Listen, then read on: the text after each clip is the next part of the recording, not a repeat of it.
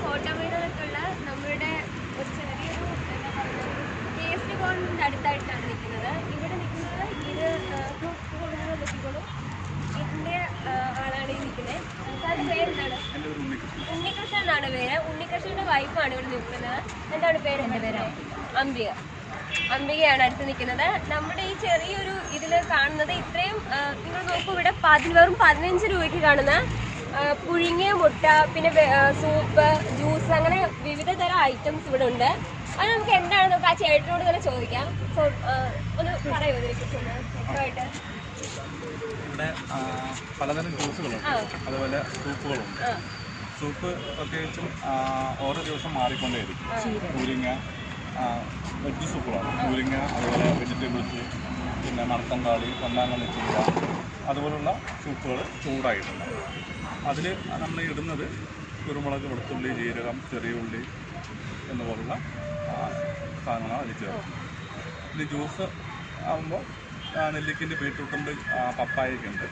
അതിലിപ്പോൾ ബീട്രൂട്ടിലാണെങ്കിൽ ബീട്രൂട്ടിൽ നമ്മൾ ഇഞ്ചി, പുതിന, അതുപോലെ ചെറുനാരങ്ങ, വേറെ പഞ്ചസാര പോലുള്ള ഐറ്റങ്ങൾ ചേർക്കും അത് ചേർക്കും. ഇത് നല്ലൊരു പ്രത്യേക ടേസ്റ്റ് ഉണ്ട്. അപ്പോൾ ഇവിടെ കുറേ, അതായത് ഇവിടെ വരുന്നവരൊക്കെ തന്നെ ഏറ്റവും കൂടുതൽ കുറേ ആൾക്കാർ ഇവിടെ വരാറുണ്ട്. അതെ, ഇവിടെ രാവിലെ ഇപ്പോൾ നടക്കാൻ വരുന്നവരും, അതുപോലെ ഇവിടെ ഓപ്പൺ ജിമ്മെടുത്ത് വരുന്നവരും ഇവിടെ വന്ന് ഉണ്ടല്ലേ. ഇതിപ്പോൾ എത്ര വർഷമായി ഇതിങ്ങനെ തുടങ്ങിയിട്ട്?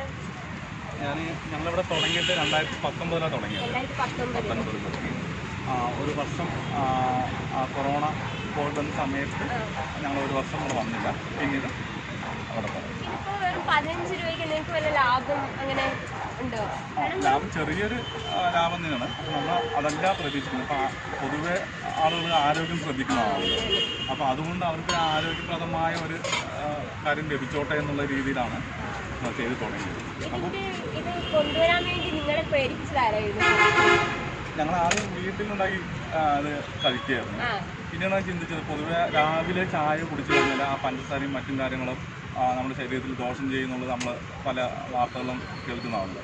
അപ്പോൾ ഇതുപോലുള്ളതാകുമ്പോൾ നമുക്ക് ആരോഗ്യം നന്നായിരിക്കും. അപ്പോൾ പൊതുവെ ആരോഗ്യം ശ്രദ്ധിക്കാൻ ഒരുപാട് പേര് ഇങ്ങോട്ട് വരുന്നു.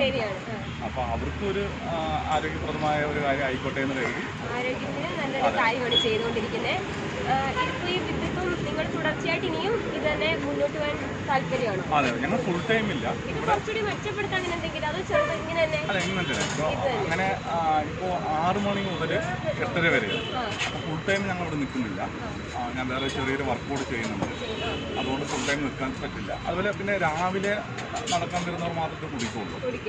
പിന്നെ എല്ലാവരും ജോലിക്ക് കൊണ്ട് തിരക്കാവും. പിന്നെ ഒരു 9-10 മണിക്ക് ശേഷം ആ തിരക്കുണ്ടാവില്ല. സ്ഥിരം കസ്റ്റമറുണ്ട്.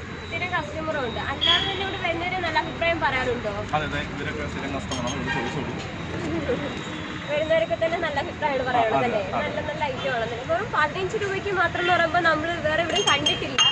ഈ ഒരു സ്ഥലത്ത് മാത്രമേ ഇങ്ങനെ ഈ ഒരു ഇത് കണ്ടിട്ടുള്ളൂ. അതാണ് എനിക്ക് ചോദിക്കാൻ കാരണം. പക്ഷെ നല്ല ടേസ്റ്റി ആണെന്ന് മറ്റുള്ളവർ പറയുന്നുണ്ട് അല്ലേ? വേറെ നിങ്ങൾക്ക് ഇതിനെക്കുറിച്ച് വേറെ എന്തെങ്കിലും സംസാരിക്കാനുണ്ടോ?